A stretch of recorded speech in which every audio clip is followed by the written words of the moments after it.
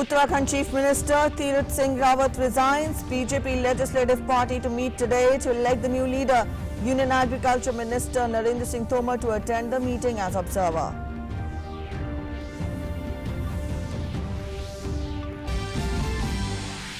In order to crack down on prices of essential commodities like pulses, Centre issues a landmark order imposing stock limits on pulses applicable to wholesales, retailers, millers and importers. Also consistent actions by government being reflected in declining trend in the prices of pulses and oilseeds.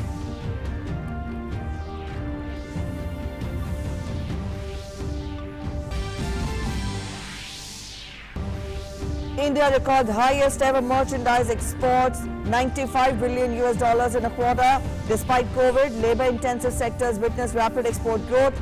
Government sets a target of $400 billion merchandise exports in 2021-22. Country also records highest ever FDI inflow of $81.72 billion in 2020-21. Number of startups recognized by DPIIT goes up to 50,000.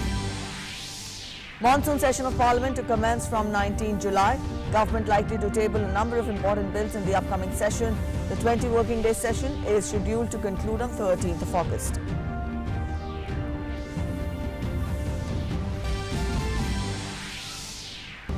India's COVID vaccination drive on a steady path. Cumulative coverage exceeds 34.41 crore with over 8 crore doses administered in the first 11 days since the launch of Government of India's Free for All vaccination under the revised framework on June 21st. More than 38.88 lakh vaccine doses administered yesterday till 7 p.m.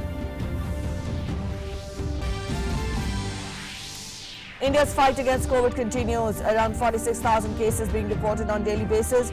Over 70 lakh teleconsultations done so far under ESANJEEVANI. Centre allocates additional 1,14,000 vials of liposomal amphotericin B for the treatment of mucormycosis. Tamil Nadu and Goa extend lockdown by one more week with further relaxations.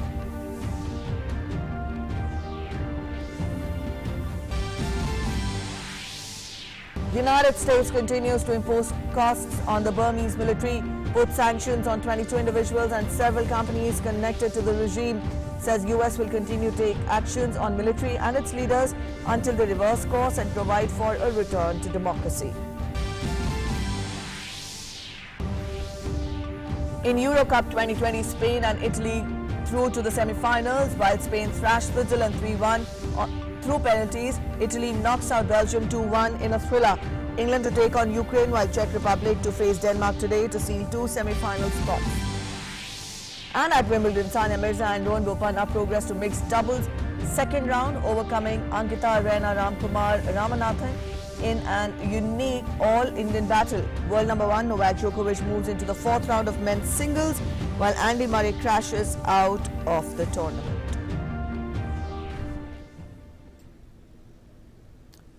Good morning, you're watching DD News and I'm Preeti presenting the bulletin. Our top story first. Uttarakhand Chief Minister Tirath Singh Rawat tendered his resignation to the state governor, Baby Rani Maurya, in Dehradun last night. He cited constitutional crisis as the prime reason for his resignation. BJP Legislative Party meeting will be held today evening. Union Agriculture Minister Narendra Singh Tomar will attend the meeting as an observer to elect the new leader of the BJP Legislative Party.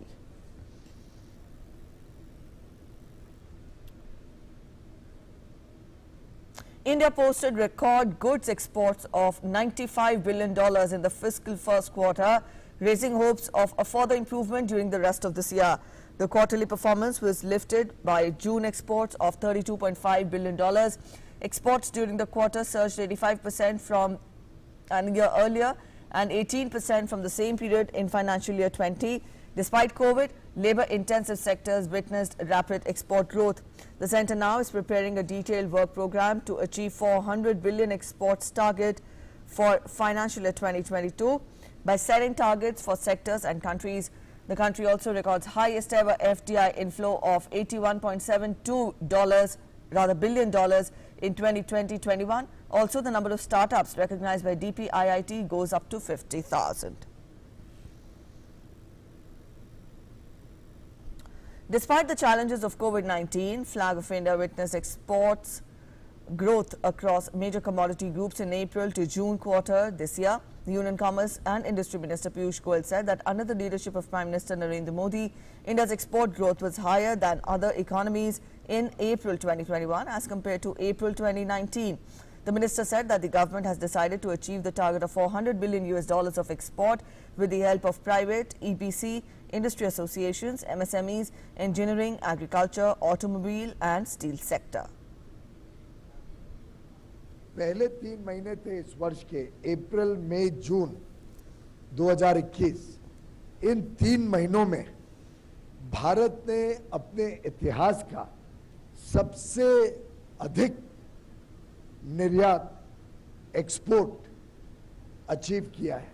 Merchandise exports, जो goods export होते हैं, उसमें first quarter में $95 billion, $95 billion का export Bharat ने achieve किया है, जो लगभग 7 लाख करोड़ रुपए हो जाते हैं।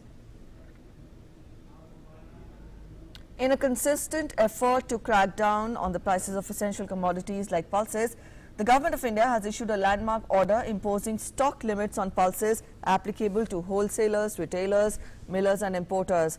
The centre has formulated a multi-pronged strategy to ensure that the prices of the pulses remain controlled. To enable real-time monitoring of the prices of pulses, a web portal has been developed to check on the undesirable practice of hoarding. To soften the prices of edible oils, a mechanism has been institutionalized to monitor the speedy clearance of food commodities at the ports. Also, changes have been made in import policy by shifting tur, urad and moong from restricted category to free category.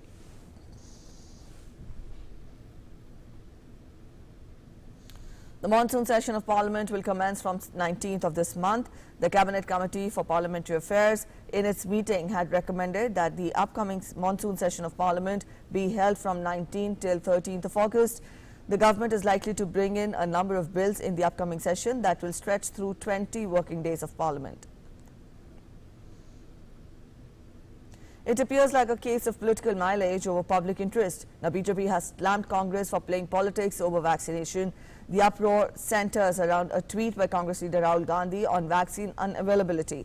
Congress is spreading confusion on the issue. The party says India has broken world records in vaccination, but Rahul Gandhi is blinded by hate. Meanwhile, Health Ministry has shared the data for the current month of July.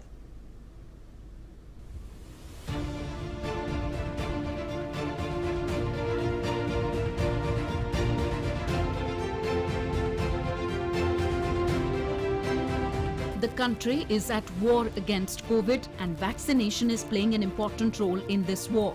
Since June 21st, a central government-led push for vaccinations has resulted in a huge increase in inoculations.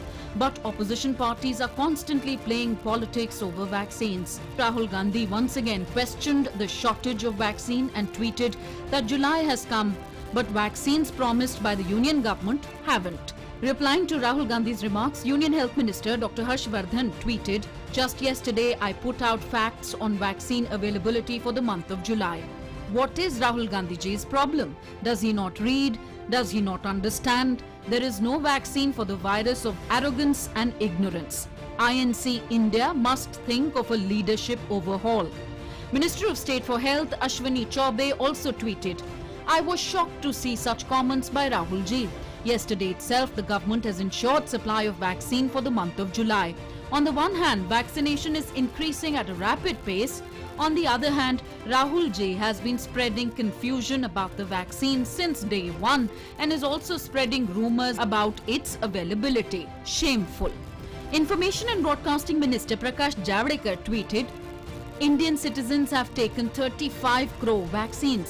Have you taken it or not? No one knows." The Union Health Ministry in its press conference on Friday elaborated on how the vaccination drive is progressing at a rapid pace in the country. On the 167th day of vaccination, on 1st of July, 42,64,123 doses of vaccine were administered in the country. The Union government has said that the states have been informed a fortnight in advance about the supply of vaccines for July. They have been informed about the daily supply as well. 12 crore vaccine doses are being given to states in July. The Union Health Ministry has rejected allegations of vaccine deficiency in states. 75% of the doses which get produced in the country, they are made available free to the state. States के साथ हम regular coordinate करते हैं, हम उनको बताते हैं कि आपके पास इतना बेस्ड ऑन द प्रोडक्शन इतनी अवेलेबिलिटी नेक्स्ट 15 दिन में होगी. साथ ही एक बहुत डिटेल्ड एक्सरसाइज की जाती है स्टेट के साथ कोऑर्डिनेट करते हुए कि जैसे जैसे प्रोडक्शन हो रहा है, आपको 2 तारीख को कितनी वैक्सीन मिलेंगी, आपको 3 तारीख को कितनी वैक्सीन पहुंचेंगी, 4 को कितनी वैक्सीन पहुंचेंगी, ऐसे कर कर नेक्स्ट 15 दिन तक का डेली शेड्यूल भी बताया जाता है. फिर हम स्टेट के साथ डिस्कस करके ये प्लान करते हैं कि हम उनसे रिक्वेस्ट करते हैं कि अवेलेबिलिटी के बेसिस पर आप वैक्सीनेशन सेंटर्स का प्लान करें. हम एक मैराथन लड़ रहे हैं, हम 100 मीटर की रेस नहीं कर रहे हैं. तो ये जरूरी है कि हम सब समझे कि हम अगर डे टू डे की बेसिस पर आप एनालिसिस करेंगे तो शायद आप उस परिप्रेक्ष्य को उस संसर्ग में उस स्थाई पर पुटअप नहीं कर पाएंगे जिससे बिगर पिक्चर हम समझ पाए. आप देखिए कहां हम 2.25 लाख के करीब वैक्सीन डोजेस प्रति रोज दे पा रहे थे, और आज अगर हम देखें कि 21 तारीख से करीब 40-45 लाख 50 लाख डोजेस प्रति रोज हम दे पा रहे हैं. The BJP has also launched a scathing attack on the Congress, saying that the party is spreading confusion on the issue.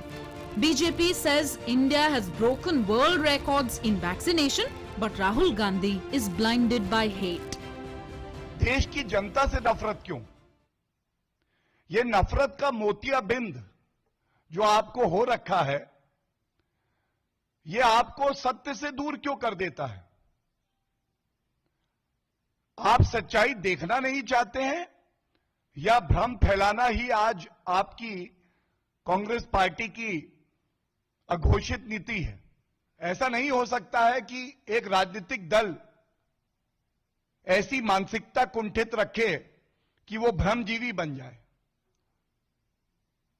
Vaccine खराब है, खतरनाक है, वायरस का नाम कोविड है, कांग्रेस शासित प्रदेश लेंगे नहीं वैक्सीन. भारत का स्ट्रेन, यह भी आविष्कार राहुल गांधी के दिमाग की उपज है, वो विदेश पहुंच गया है, जिसको वर्ल्ड हेल्थ ऑर्गेनाइजेशन ने नकार दिया. Meanwhile, the Ministry of External Affairs has clarified that domestic vaccine supply is the first priority. Moving on to the issue of supply of vaccines abroad, let me reiterate that currently our priority remains on purposing domestic production to our domestic vaccination program, which, as you know, is progressing rapidly. Since 21st of June, on an average, more than 50 lakh jabs have been administered every day in the country. The Modi government at the centre has chalked out a complete strategy to give vaccines to all businesses in India by the end of this year, but opposition continues to turn a blind eye to all the evidence of the government's proactiveness. With Nitendra Singh, Bureau Report, DD India. Amidst rise and fall in the number of COVID cases, the government is not only alert against possible threat of pandemic in future, but it is also trying its best to take steps to contain the virus. The centre has deputed multidisciplinary teams to Kerala, Arunachal Pradesh, Tripura, Odisha, Chhattisgarh and Manipur in view of the increased number of COVID cases being reported from there. Teams will be supporting them in their efforts for targeted COVID response and management and effectively tackling the pandemic. The 2-member high-level team to these states consists of a clinician and public health experts.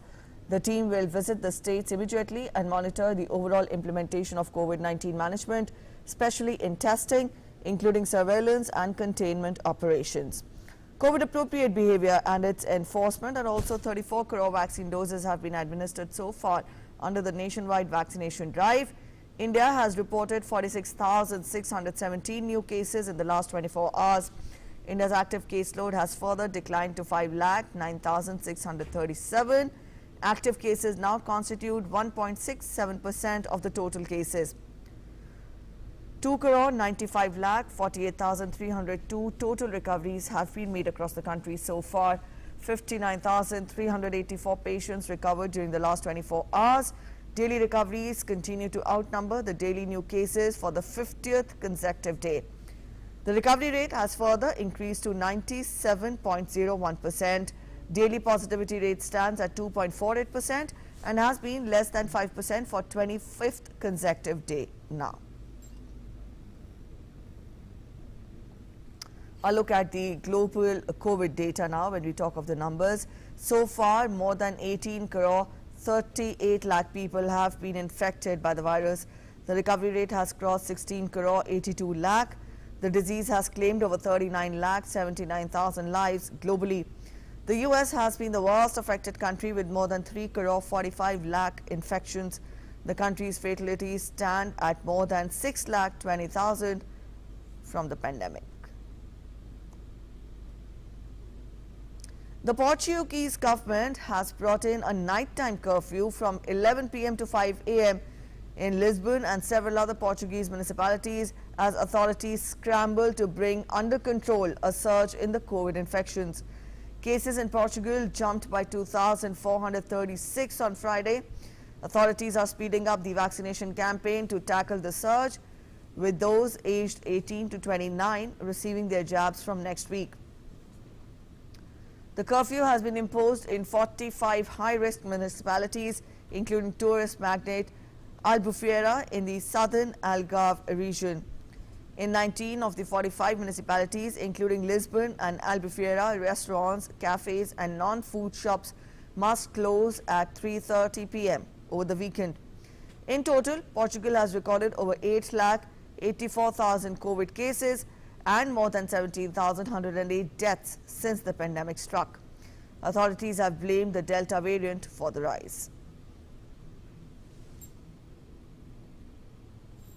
The United States on Friday slapped fresh sanctions on 22 individuals, including 4 Myanmar government ministers, in response to the February military coup and attacks against the country's pro-democracy movement.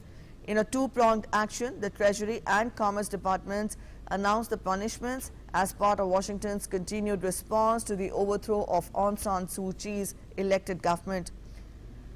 Secretary of State Antony Blinken in a statement announced that the new sanctions were levied in response to the brutal campaign of violence perpetrated by the Burmese military regime and to continue imposing costs in connection with the military coup. He clarified that the sanctions did not target Myanmar people but are aimed at pressuring the military to immediately restore Burma's path to democracy. Commerce Department meanwhile imposed sanctions on 4 business entities: King Royal Technologies Company, which provides satellite communication services supporting the military, and Wanbao Mining and its 2 subsidiaries, which have revenue sharing agreements with the company that helps fund the country's defense ministry.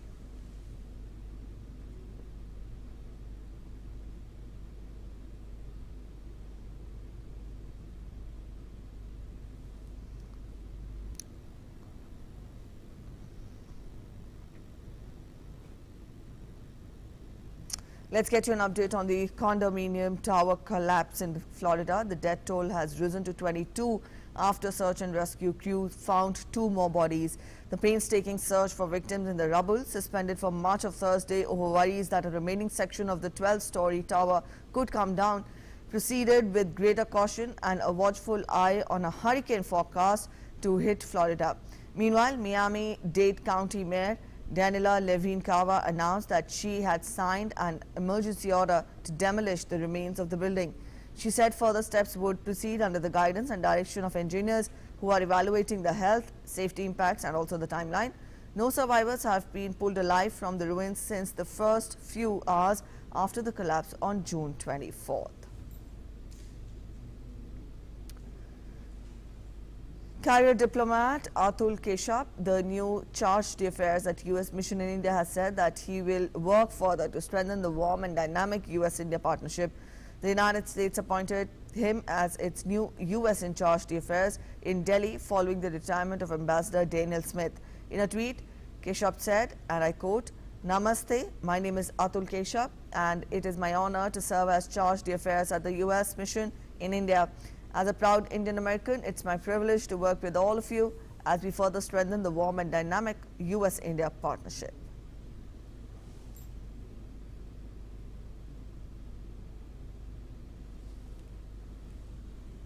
And in news just coming in, Bharat Biotech has completed the final analysis of its vaccine, Covaxin, as part of phase 3 clinical trials. The pharmaceutical claimed that an overall efficacy of 77.8% against symptomatic COVID-19 patients has been found in Covaxin. Elaborating on its findings from the efficacy analysis, Bharat Biotech added that Covaxin also demonstrates 93.4% effectiveness against severe symptomatic COVID-19 cases. The efficacy data demonstrates 65.2% protection against SARS-CoV-2, that is B1.617.2 Delta variant. Against asymptomatic COVID patients, Covaxin provides an efficacy of 63.6%. Let's get to sports news now. In Euro Cup football, Italy keeps its unbeaten record intact, knocking out Belgium for 2-1 in the quarterfinal in an intense battle at Munich, and booked a semi-final clash with Spain. Italy have also set a new record for the longest run of victories in the competition, qualifying included. They will face Spain at Wembley on Tuesday for a place in the final.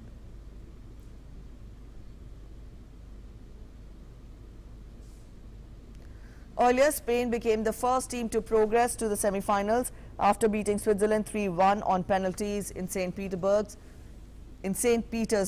Both teams were tied at 1 each at the end of extra time. In the penalty shootout, Oyarzabal scored the decisive penalty for Spain after Switzerland missed 3 penalties through Fabian Schär, Manuel Akanji and Ruben Vargas. In tennis, Sania Mirza and Rohan Bopanna overcame Ankita Raina, Ramkumar Ramanthan in a unique all-Indian battle on the grass courts of Wimbledon on Friday to progress to the mixed doubles second round.